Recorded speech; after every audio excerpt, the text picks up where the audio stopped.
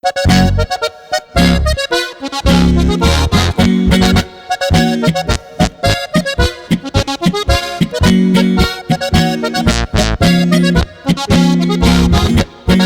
Fest bei uns im Pseiratol, da gibt's einen Tanz, man kennt ihn schon, auf der ganzen Welt ist er bekannt. Bayerischer, so wird er genannt.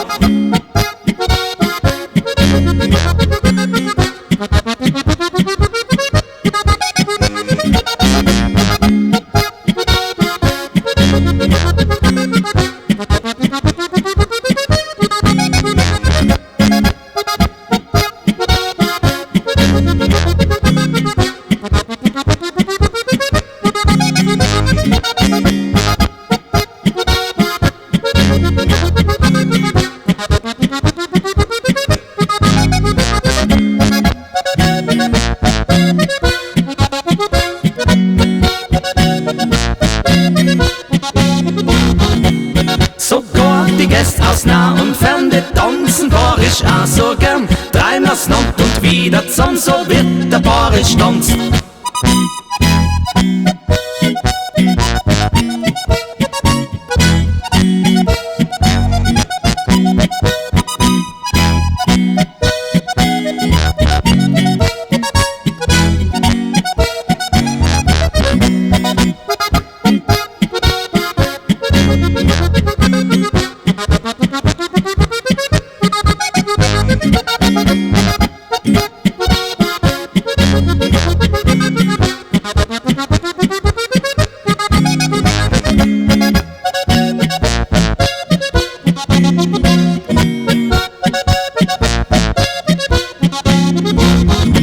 Sogar die Gäste aus nah und fern, die tanzen bayerisch auch so gern. Dreimal snont und wieder zusammen, so wird der bayerisch tanzt.